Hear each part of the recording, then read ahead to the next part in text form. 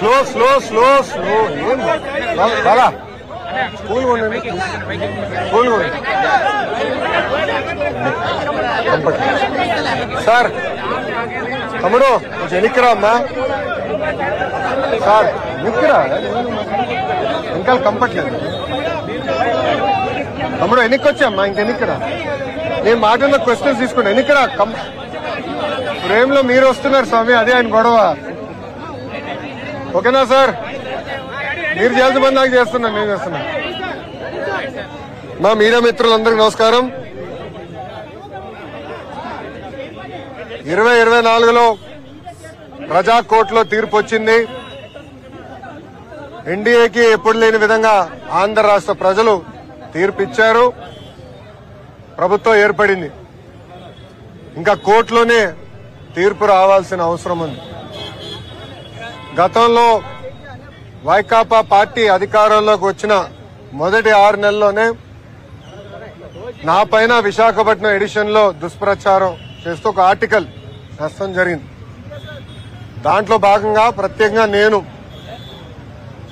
Visakhapatnam airport లో tea coffee తీసుకున్నానని, దానికి అయిన ఖర్చు 25 లక్షల రూపాయలని, అది ఇప్పుడు ప్రభుత్వం చెల్లించడానికి ఇబ్బంది పడుతుందని ఆనాడు సాక్షి పత్రిక ఆర్టికల్ వేసింది. అందరు తెలిసిన విషయమే. సాక్షి పత్రికలో ఇన్వెస్ట్మెంట్ మొత్తం వైఎస్ కుటుంబాన్ని, ప్రత్యేకంగా ఆనాటి ముఖ్యమంత్రి వైఎస్ జగన్మోహన్ రెడ్డి గారు, ఆయన సతీమణి వైఎస్ భారతిరెడ్డి గారు పెట్టుబడి ఉంది. అదే సందర్భంలో ఢిల్లీలో ఉన్న ద వీక్ అనేది వీక్లీ మ్యాగజైన్ కూడా ఆ కథనాన్ని వేయడం జరిగింది. ఇమ్మీడియట్ గా నేను సాక్షికి అటు వీక్ కూడా లీగల్ నోటీస్ పంపిస్తాం జరిగింది. ఆధారాలతో సహా వాళ్ళ ముందలు పెట్టాను. ఏ రోజైతే బిల్స్ జనరేట్ అయినాయో ఆ 26 రోజుల్లో కేవలం ఒకే ఒక రోజు నేను విశాఖపట్నంలో ఉన్నాను అని స్పష్టంగా చెప్తాం జరిగింది. అది తెలుసుకున్న తర్వాత వీక్ మ్యాగజైన్ రిజైండర్ పబ్లిష్ చేసి తప్పుడు రిపోర్టింగ్ చేశాము, ఆధారాలు మాకు ఇచ్చారు, తప్పు జరిగింది అని వాళ్ళు ఒప్పుకున్నారు. కానీ సాక్షి ఒప్పుకోలేదు. అందుకే నేను ఆనాడు 75 కోట్ల రూపాయలకి డిఫమేషన్ సూట్ వేశాను. దాంట్లో భాగంగా 75 లక్షల రూపాయలు నేను కోర్టుకు కూడా ఫీ రూపంలో చెల్లిస్తాం జరిగింది. ప్రజలందరూ తెలుసు, తెలుగుదేశం పార్టీకి అధికారం కొత్త కాదు. చంద్రబాబు నాయుడు గారు పదే పదే మాకు చెప్పారు, ప్రజాధనాన్ని మిస్యూజ్ మీరు చేయొద్దు, సింపుల్ గా ఉండండి, ప్రజల దగ్గర ఉండండి, ప్రజలకు అందుబాటులో ఉండండి అని పదే పదే చెప్పారు. ఇక్కడున్న మీడియా మిత్రులు కూడా తెలుసు, గతంలో అంటే 2017 నుంచి 19 నేను మంత్రిగా ఉన్నప్పుడు కూడా నా సొంత వాహనాలే వాడుకున్నా. వాటర్ ఖర్చు, టీ ఖర్చు నేనే డబ్బులు చెల్లించా. ఇప్పుడు మంత్రి అయిన తర్వాత కూడా ఈ రోజు కూడా నా సొంత వాహనంలోనే నేను వచ్చాను. దానికి అయ్యే డీజిల్ కూడా నేను నా జోబు నుంచే చెల్లిస్తున్నా. ఒక కప్పు కాఫీ నేను తాగను, ఒక బాటిల్ నీళ్లు నేను ప్రభుత్వం నుంచి ఏనాడు తీసుకోలేదు. అది ఒక పక్కన చంద్రబాబు నాయుడు గారు, ఇంకో పక్కన నా తల్లి భువనేశ్వరి అమ్మ నాకు పదే పదే చెప్పి ఇప్పుడు కూడా నేను కట్టుబడున్నా.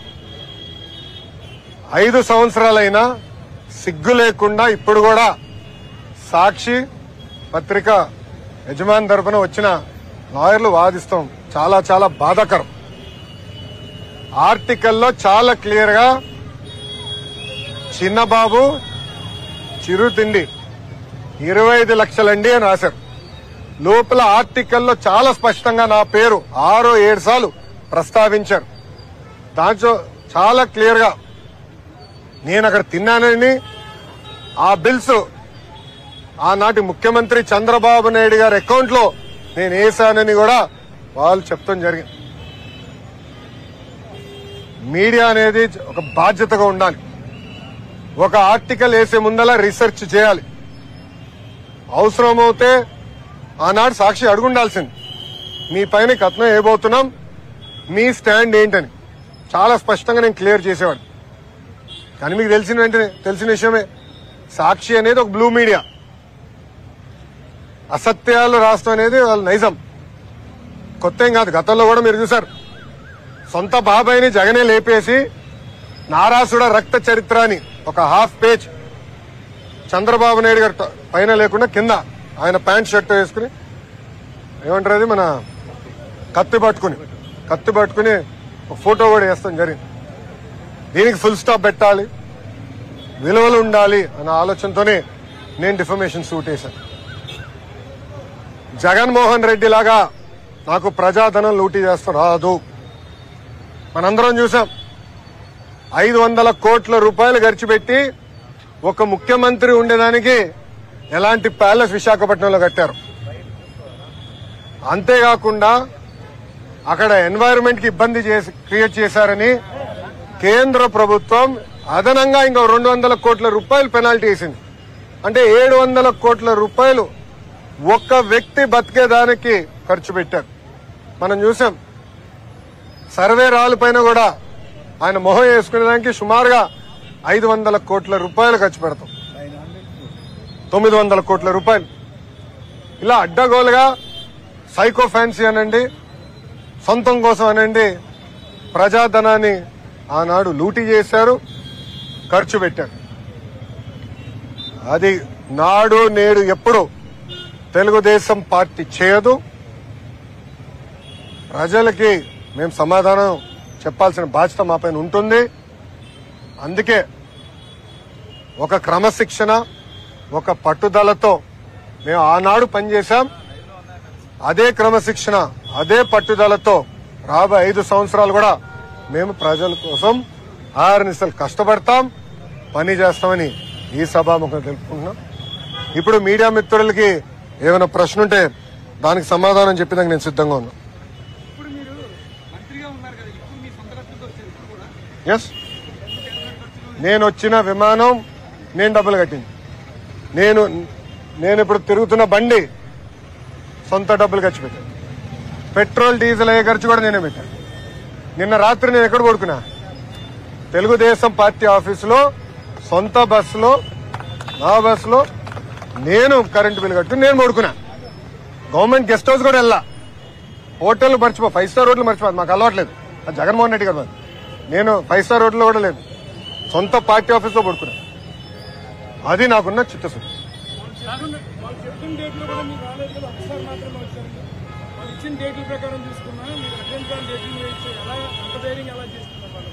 అది మీరు వాళ్ళని అడగాలి. వచ్చుంటే మా సాక్షి మిత్రుడు రాలా ఈరోజు. ఏడి మైక్ లేదు, ఎక్కడున్నాడు? నమస్కారం స్వామి, మైక్ ఏది? లేదబ్బా, ఉన్నాడు. అరే అందుకే బ్లూ మీడియా, రంగు కూడా బ్లూ.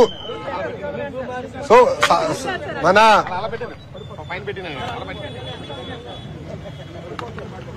అందుకే సాక్షి అన్న, మీ పేరేంటో చెప్పండి అబ్బా. నాయుడు గారు, ఆయన సమాధానం చెప్పాలి. నాయుడు గారిని అడగండి.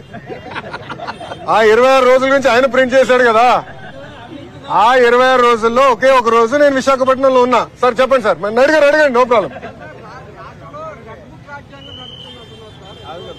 ఒక్క నిమిషం అమ్మా, నో ప్రాబ్లం. Good question. ఏం తమ్ముడు భయపడుతున్నావా? ఏం లేదు కదా. నేను రెడ్ బుక్ గురించి ఏం చెప్పానమ్మా పబ్లిక్ మీటింగ్ లో?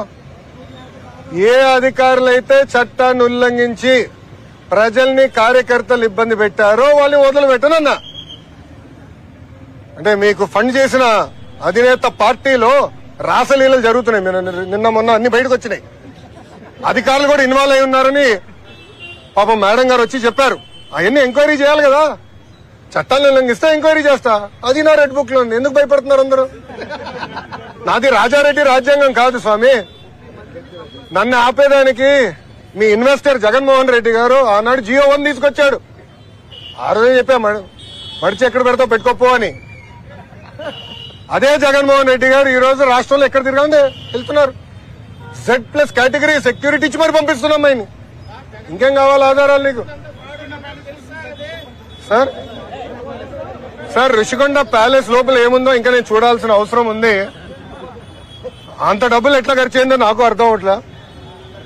అంటే ఒక టబ్బు 30 లక్షలు అంటున్నారు, ఇట్లా అనేక వార్తలు వచ్చినాయి. నేను ఫోటోలు చూశాను, వీడియోలు, అంటే మీరే వెళ్ళి వీడియోలు తీశారు. అక్కడ ఛాంబర్ ఉన్నట్టుంది ముఖ్యమంత్రి గారు. అదే దాదాపు ఒక 2 నుంచి 3 వేల స్క్వేర్ ఫీట్ ఉంటుంది అనుకుంటా ఒక్క రూమ్. అంత అవసరం లేదు ముఖ్యమంత్రి గారు, అంత రూమ్ అవసరం లేదు. నాకు కొంత అవగాహన ఉంది ఆ సబ్జెక్ట్ మీద. అడ్డాగోలుగా ప్రజాధనాన్ని ఖర్చు పెట్టారు. దానికి దేనికోసం వాడాలి అని అనేది మళ్ళీ చర్చించాల్సిన అవసరం ఉంది. Yes sir. గిరిజన ప్రాంతంలోనే విద్యార్థులు స్కూల్కి వెళ్ళే విద్యార్థులు చాలా వసతులు లేకుండా ఇబ్బంది పడుతున్నారు. అవును. స్కూల్కి వెళ్ళే ఇబ్బంది కూడా చాలా పడుతున్నారు. అవునండి. వాళ్ళు స్కూల్కి వెళ్ళే మార్గం కూడా వాగులు దాటి వెళ్ళాల్సి వస్తుంది. అవునండి. దాని ఏ విధంగా వాళ్ళకి నివారణ మీరు చూస్తే గత ప్రభుత్వం ఒక కార్యక్రమం చేపట్టి దాదాపు 9,000 కోట్ల రూపాయలు ఖర్చు పెట్టారు. 5 సంవత్సరాల్లో 10 లక్షల మంది విద్యార్థులు ప్రభుత్వ పాఠశాలలకి వెళ్లకుండా తగ్గిపోయారు. అంటే 45 లక్షల నుంచి ఇప్పుడు 35 లక్షలు పడిపోయింది. గత ప్రభుత్వం చేతకాంతనం వల్ల జరిగింది. నేను కౌన్సిల్ కూడా చాలా స్పష్టంగా చెప్పా, విద్యా వ్యవస్థను ప్రక్షాళన చేయాలి, ఒక రోడ్ మ్యాప్ ఏర్పాటు చేయాలి. 5 సంవత్సరాల్లో ఏమేం చేయబోతుందో చాలా స్పష్టంగా చెప్తాను. అది ప్రజల ముందలు పెడతా, మన టీచర్ సంఘాలు, ఉపాధ్యాయుల సంఘాల ముందలు పెడతా, అందరూ అభిప్రాయాలు తీసుకున్న తర్వాత అమలు చేస్తా. 4